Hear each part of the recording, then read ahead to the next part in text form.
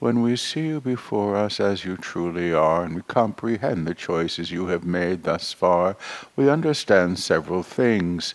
The ideology that you use to support the common field, what should be, where it has been, and what it must become, is being exchanged not only for the better, but out of a kind of necessity, because what you have wrought thus far has overtaken you.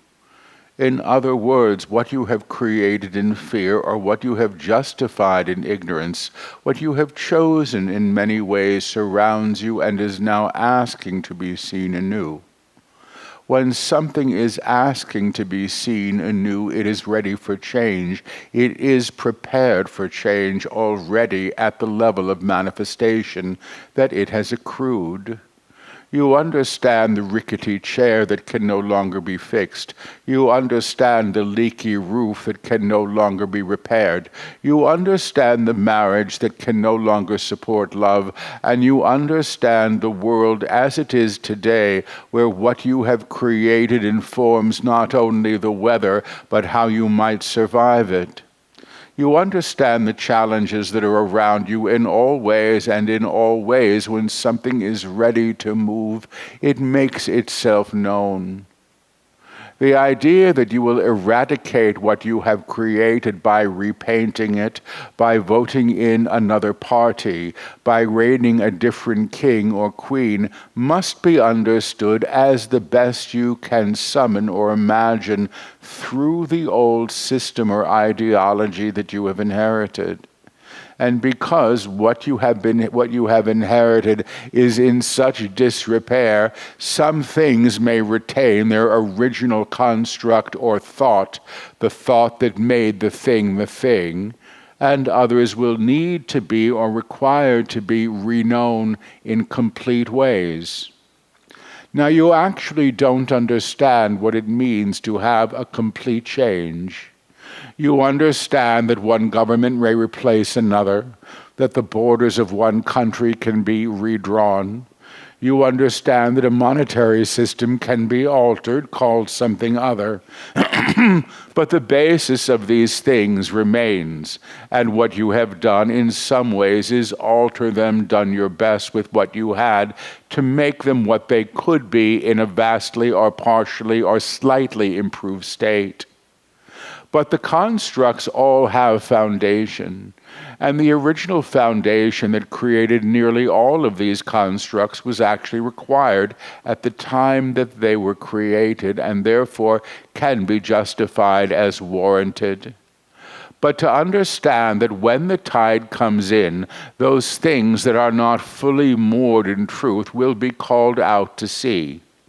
Now, we use sea as metaphor for source, and we do that for a reason. You understand the sea is vast, you understand the sea is deep, you understand that there are levels of mystery that the sea contains that you may never discover.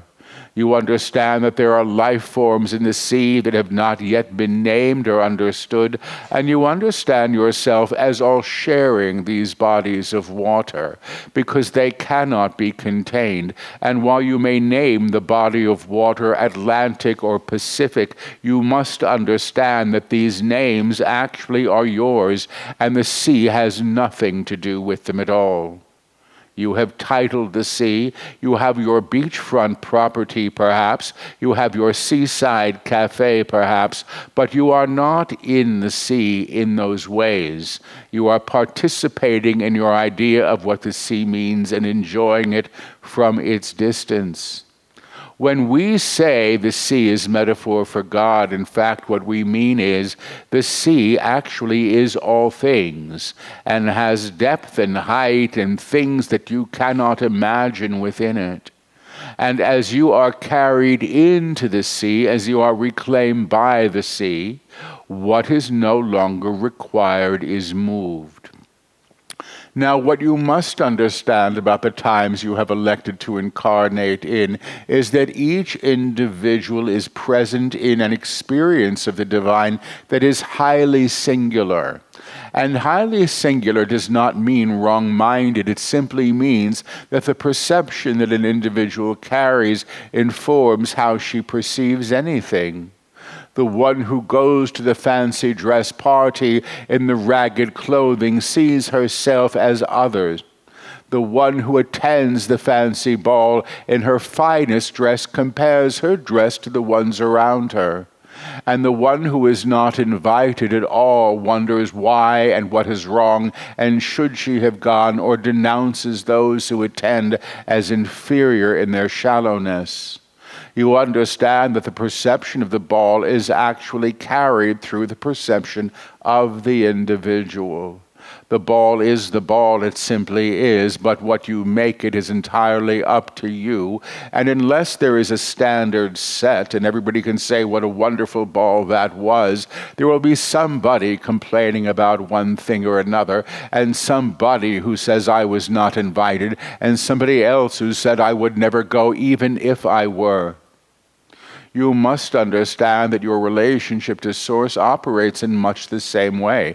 You can agree that the sea is there. You can have your own relationship to the sea that I see out my backyard, the sea that my parents took a cruise upon before I was born, the sea that my infant nearly drowned in, the sea that carried the vessel that bore my love to this shore. All of these things are ways of comprehending the sea through individual perception. When you enter the sea, when you realize yourself as actually in the sea, all of these prior definitions are released. All of the prior names are insolvent. You don't drown in the Pacific, you drown in the water. You don't cross the Atlantic as much as you cross the ocean. And ocean is yet another name for the experience of riding upon the water that you have given a name to. To be in God actually is to be in the nameless. And to be surrounded by God is to realize yourself, which means know the self as in this thing that we call God. And to be of this thing called God is to understand that the bodies that you carry are actually primarily water, and that the life that you live carried upon this water that is the sea is actually a homeward journey always. Because you are coming home as the body is released to the essence of yourself, and that essence is the same energy that you may call God. Now, once one releases the idea of God as requiring a name, once the idea of God is actually unattached from the organized religions that have been born to support understanding of God, you either move into an idea of nothingness. There is no God. I can't believe in a God, but I know I am surrounded by something, and something is helping me to breathe, and the organism that I have has some form of origin, I care not what. Or you understand that God itself in its vastness can be known in all these different ways, and all of them can be useful. When we begin to instruct you in the idea of the God beyond all gods, or the God that actually holds all things together, we are not denouncing the gods that have come under different names throughout different epochs. We are encouraging you to see that God through a higher perception, to realize that God as symbolic, an aspect of the whole. There were times when you had the goddess of the crops.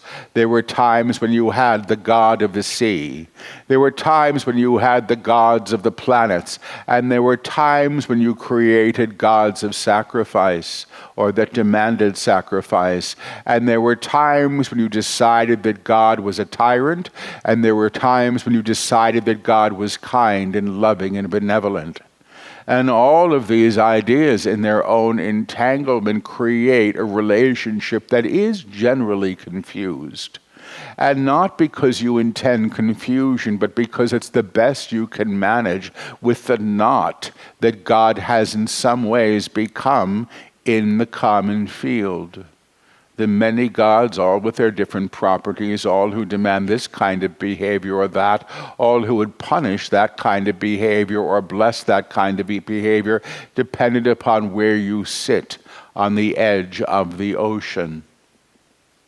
The one who is in the ocean forgets these things because these things actually do not matter.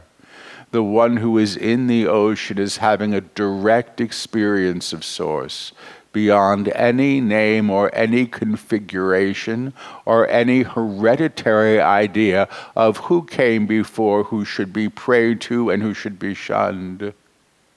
Once you are in the ocean of God, the great sea of God, all things are perceived through a vastly different lens. Now, once we have said that the capsized ship has been upside down for so long that you think down is up, but we will say now that the ship has not so much been righted. The ship has actually released itself as a structure, and you find yourself instead floating in this sea, collectively. Now, the first thing that would occur to your mind is we must be drowning. We must be at the end of it all because I no longer have the foundational things that I thought would survive. I no longer have the life raft I thought would justify my attachment to my career or to my marriage or to my church. But in fact, what is occurring is other. You are releasing the need for those things to be the source of your supply, and you are releasing the definitions that have accrued evidence through tarnish or separation that would sustain the old ideas. And consequently, what you have is simply God. Simply God. Simply God without the name Jehovah, without the name Yahweh, without the name Jesus, without any name unless you wish to give it one, and it matters not if you do. The need to limit God to a level where you can be in comprehension or conversation with it is understandable. You have created relationships with what you think of as angels or guides. You have created ways of communicating with Source. You have created rituals, some of which are beneficial, and actually do alter the energetic field to create a portal of one kind or another. And you have created rituals that are simply reenactments of past events that carry no weight whatsoever, except perhaps you believe that they do. And once you understand that while you have done the best you can know, what is now present is opportunity to simply be in God, you can understand yourself as in this ocean. Now, when one is in the ocean, one does not try to describe it. When one is in this ocean, one simply is present in this way. When one is in this ocean, one is not saying, everybody come and swim with me. You are simply in the ocean. And when one is in this ocean, one's experience in its entirety, inclusive, we would say, of memory, because Paul is asking, what about memory? I remember things from when I wasn't in the ocean. Even memory is absorbed in this ocean. And it is not that you are not without memory, but the perception, or the eyes that see, or the self that perceives, better said, is the perception of the one in the ocean where the vastness of this experience informs the ways you have segmented your memory, your reality, labeled things as good or bad, lovely or horrible in your past experience, and your hopes and dreams, which have been defined primarily through achievement in the common field. When I get my lover, when my marriage ends, when my job is done so I can happily retire. Your idea of the path you are on, which you have believed to be linear, becomes other. Because in the ocean, you stop experience everything as linear, because the idea of the clock and the calendar do not exist there. While you may find that there are tides and waves and storms still, your understanding of these things from within the ocean themselves means that you are not buffeted. You may be moved, you may be transported from one part of the ocean to another experience of it. And that is highly useful and always beneficial. You will never know the entirety of the ocean because it is too vast to know the entirety of. But you may understand the ocean through your experience of being in it at different times or in different ways, or perhaps, if you wish to extend the metaphor, in different parts of the ocean. The deepest, darkest part, the most wonderful, light-filled place, the place where the fishes swim happily, and the place where the predator seems to lurk at the bottom of the sea. We now say to each of you, where you sit, whether or not you know it, is always in the ocean. You are in the ocean because you cannot be otherwise. And what you have done is agree to a reality that pretends the ocean is not present and that you are not in it. And consequently, you have hindered experience. You have hindered realization, and you have defined yourself through the things that you have built within this idea of ocean that you mistake for reality. So when you are told that this is not a real manifest world, that this world is an idea, there are actually levels of truth to that. But we would say the chairs that you sit in are quite real, and your backache is quite real, and the marriage or the relationship with the children are quite real in their way. But that does not mean that the higher or other reality that you coexist in and with is not real, and the difference being that the ocean is eternal. Your memory of your first marriage may have faded. Your memory of your child in diapers has been replaced by the young man who visits you once a year at Christmas.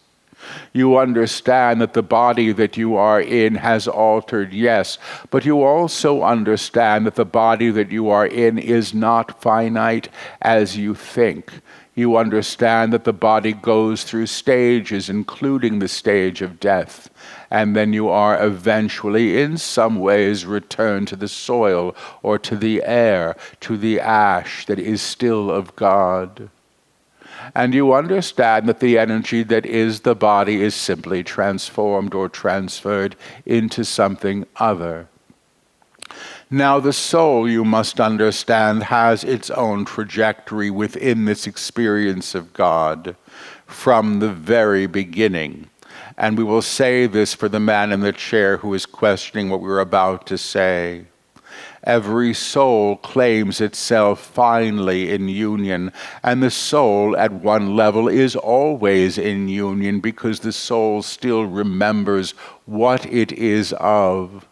The forgetting that occurs prior to an incarnation when you don't remember where you came from, or you think you are the child of your parents and the citizen of this country, are actually helpful in order for you to learn and accrue the obligations that you may have incurred karmically as the soul evolves. And to understand when you are born that you are here to learn this or that, and you take that on as challenge in a conscious way, deprives you of the experiences that you would accrue that will indeed teach you what you came to learn in the immediacy of the ever-present now. If somebody were to tell you you are going to be tested on the book that you are reading, you are going to be reading that book as a test-worthy subject and perhaps be frightened of the outcome of the test. But if you are reading the book, or writing the book could be said as well, through the awareness of simply being, you will unfold with the book and have the adventure that the book entails. The teachings that you receive through us are many, but there is one very simple teaching that claims all things.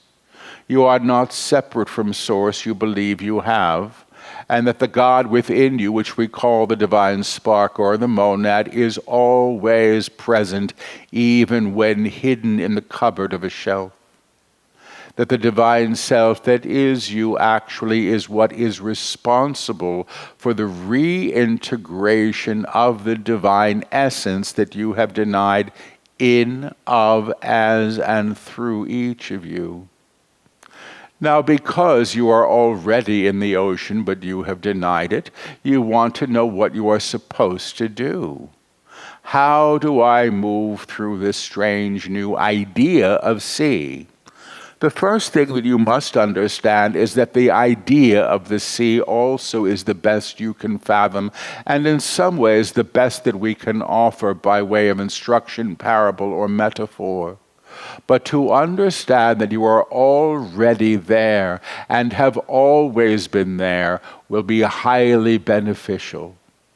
Now, if you work with the claims intentionally, I am in God, and you meditate or sit with quite simply the meaning of that claim for 5 minutes each day, you are going to begin to integrate the intention of I am as the experiential self permits the new perception.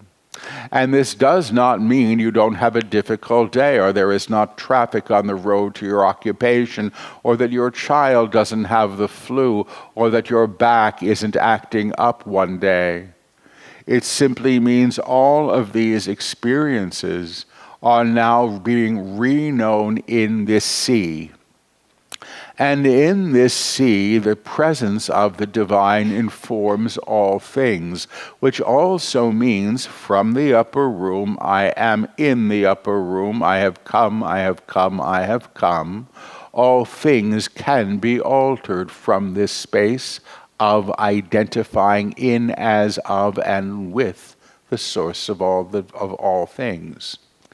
Now, divinity as a title, this is divine, I am divine, this is the divine self, has also been accruing evidence that is false.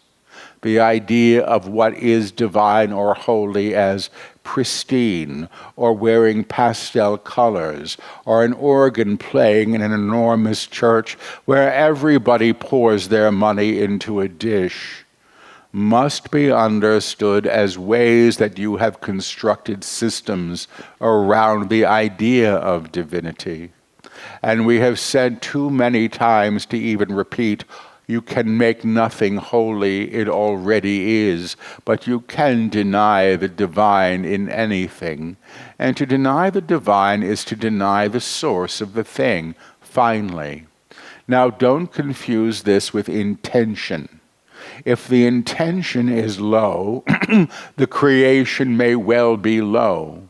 And if the intention is tainted by fear, you can expect the virus of fear to be present in the result of the choice. Because that is how fear operates, as virus, or as cancer, if you wish, that compels itself to replicate itself at the low level that it is aligned to. And even fear exists within this ocean that is God. And when fear is reknown in this ocean of God, it is altered.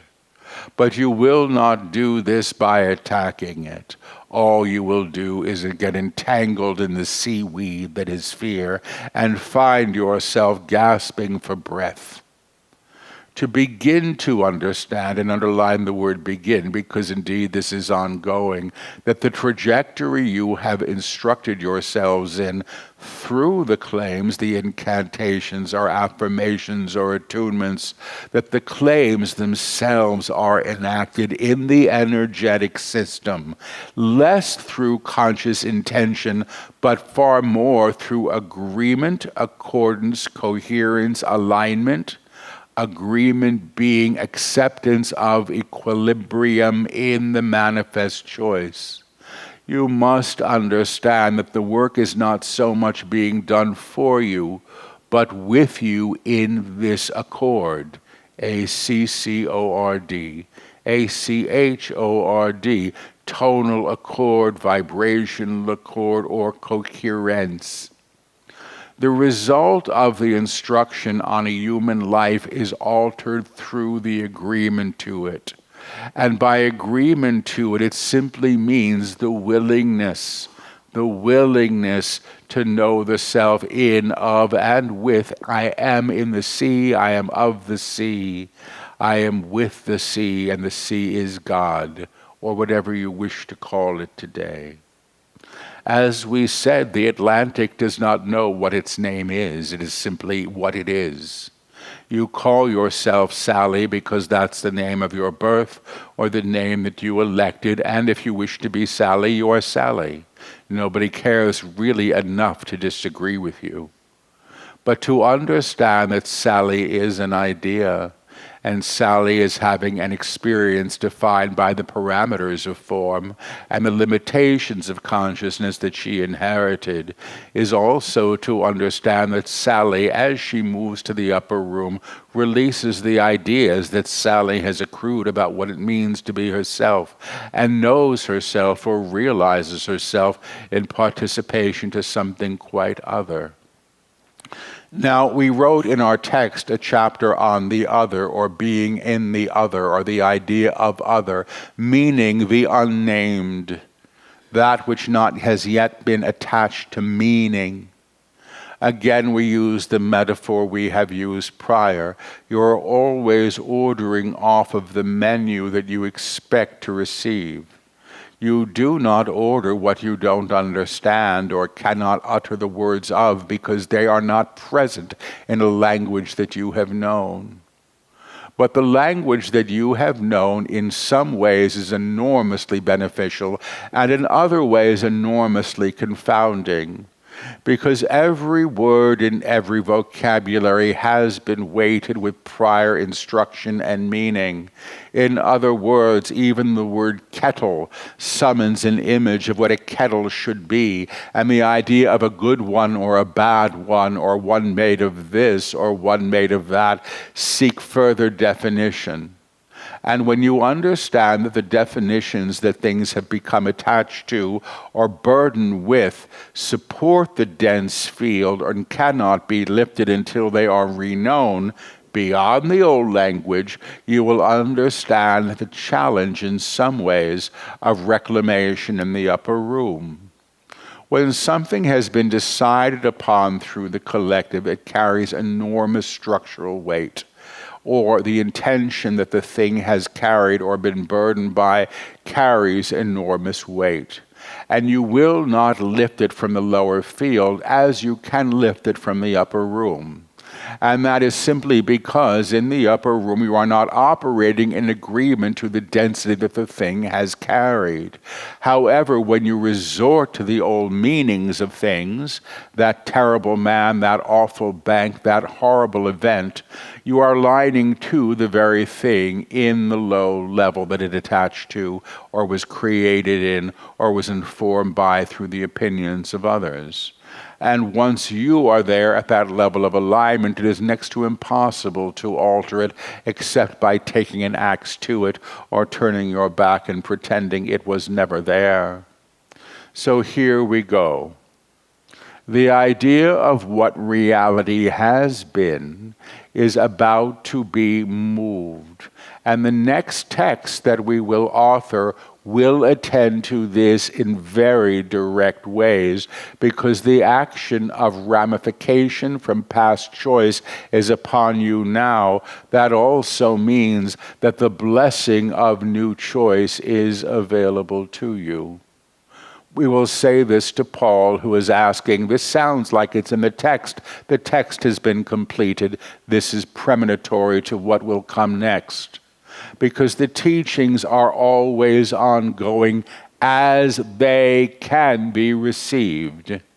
And as long as there is a student who wishes to hear the instruction, we will arrive at the appointed time, which is your idea of time, not ours, to offer the instruction in the highest way we are able to. We are in some ways relieved that the man before you is speaking directly as us now, and this is the result of his own integration. Because the level of vibration that we come from and hold is actually much higher than some of you imagine. So while it is fairly easy to listen to something at a lower level and embody it, your dead Aunt Alice, your ex-husband on the other side who can be heard and perhaps attuned to, when you move to a universal energy or a collective energy as we present, you're actually required to shift into enough of a level of accordance where you may be receptive to it. The attunements we have offered you are intended for this purpose. And as the attunements are invoked, the bodies themselves adjust to the level where they may become emissary or in party to the transmission that we carry. Now, by carry does not mean channel in voice. By carry, it means hold as the light that you are. Because we come as this light and we inform consciousness, but we honor the individual's will, and the willingness to be in reception to this is always key.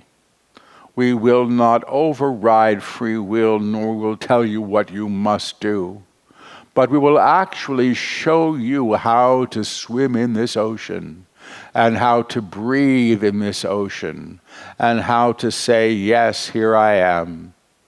I have come. I am free. I am in God.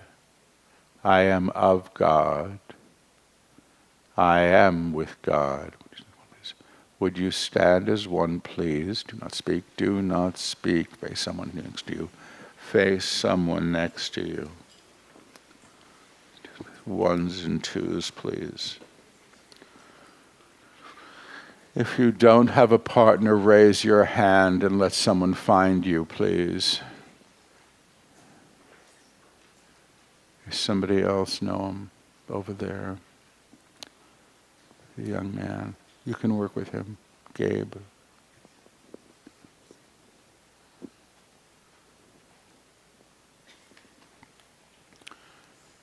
Be still, please, and be quiet. Just know who is a one and who is a two. Whoever you're working with is fine. Make one choice now as you choose it. I am willing to be known as I can only be known in truth. I am willing to be seen as I can only be seen in truth. I am willing to be cared for at the level of vibration as I can only be cared for in truth. You need not touch your partners. You best put your hands to your sides. Simply relax and be. The idea of witnessing is less about the physical experience of closeness with another than the acceptance of the presence and being of the one before you. You wish to embellish this or enact this through the hug and the kiss or the handshake, and while you are welcome to do that at the end, we are actually suggesting that this is how you begin to experience others. All others, we would say, and it's highly unlikely that you are going to kiss the ticket agent at the car rental office, because she probably will complain to high heaven if you did. The idea that who and what you have been is altered now. The idea that who and what you have known yourself as is releasing now, and the idea that you are in this vast sea of source is present now, all in simultaneity. You may be occupying different levels of vibration all at once. The aspect of you that has healed this or that and knows herself as healed but is still frightened of cats is present still. The idea of self who once knew herself as loved, once knew himself as valuable, is present still, but in different ways. And when you understand that who you are now in this present moment is an idea that has moved beyond other ideas, that has claimed itself in the clarity of experience, you will begin to anoint those you pass with this same awareness. And anoint would be a lovely word to use. An anointing does not mean you pat them on the head. An anointing does not mean that you bless them in form. It simply means that your awareness of who and what they can only be transmits the vibration and the intention to the ones around you.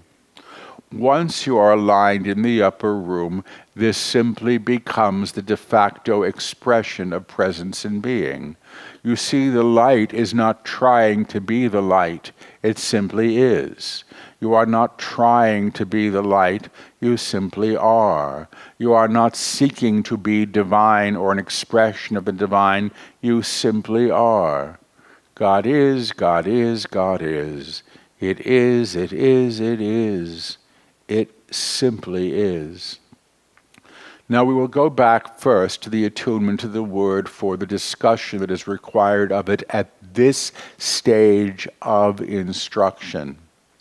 While it was the first attunement, it is still the attunement that holds the basis for all others, because the word is the energy of the Creator in action.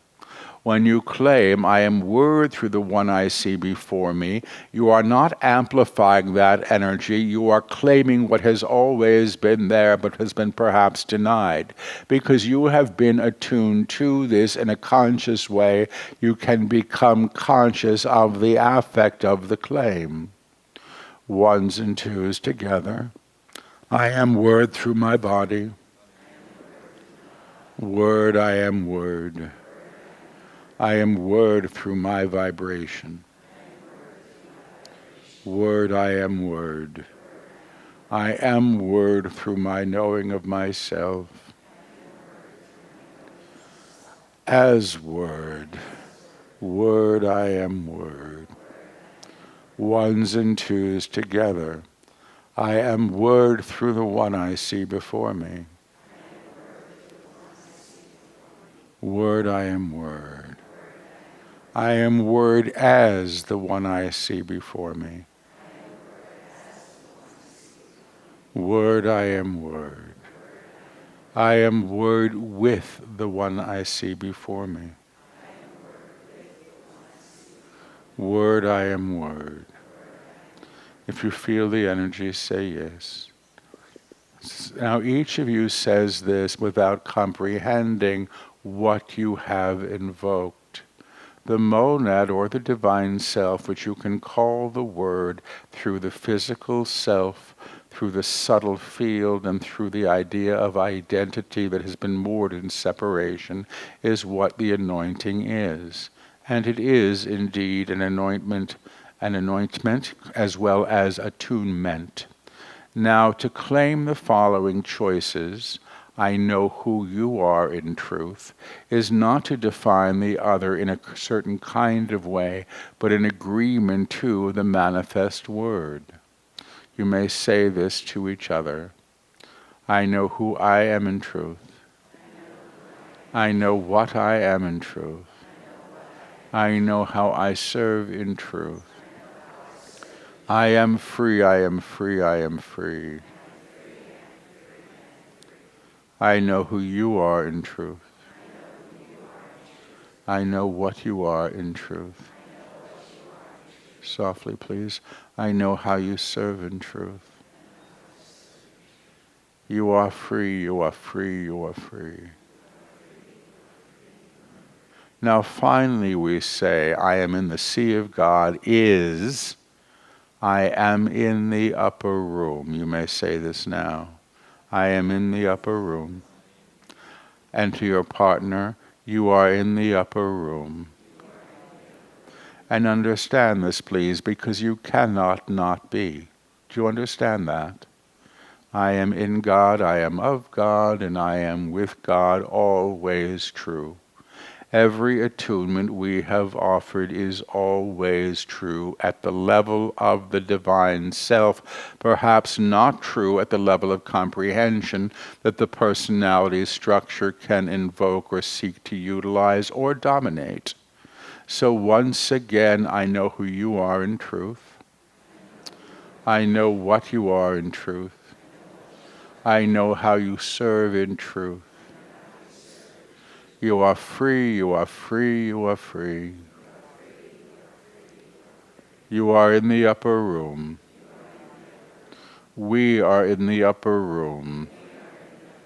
We have come, we have come, we have come. Feel this, yes? Now the divine self that invokes we have come knows itself already in union. Do you understand this?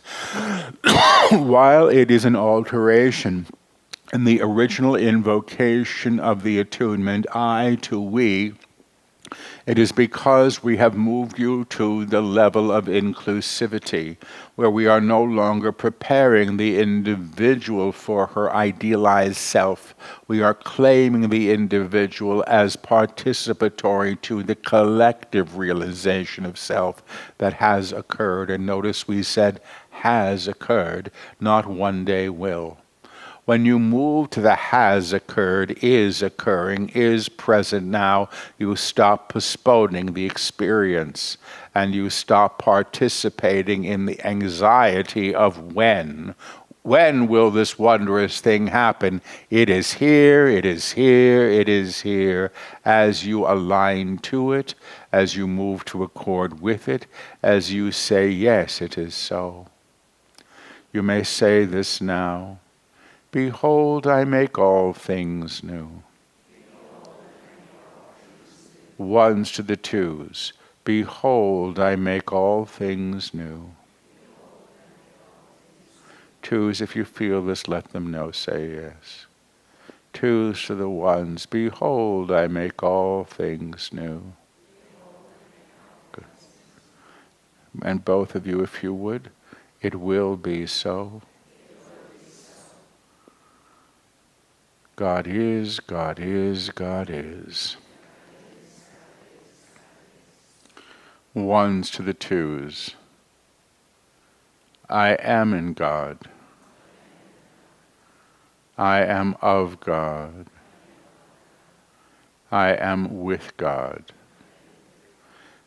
Twos to the ones, please. I am in God.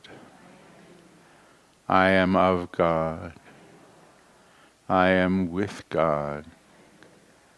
Together we are in God. We are of God. We are with God. If you feel the energy around you shifting, say yes. This is the claim of I am in the sea of God. The experience of being in the sea is the experience I am in God. I am of God. I am with God. See the one before you and know this to be true. She is not separate from Source. He is not separate from Source. He cannot be. She cannot be. She can believe herself to be separate. He can demand that he be separate. But it is indeed impossible, because he is in God, she is in God, because God is the vast sea of energy, the great ocean of being that you have aligned to. Consciousness as it knows itself in, as of, and through you, you may call God. You may call it the God of the mountain, the God of the sea, and we would also suggest you may simply say, it is whatever it is, it simply is, I simply am, we simply are, we are of the whole, because how could we not be? I see the one before me with the eyes of the Christ. You may say this. Let yourself be seen and see. Feel this, yes. There's nothing to be done but allow.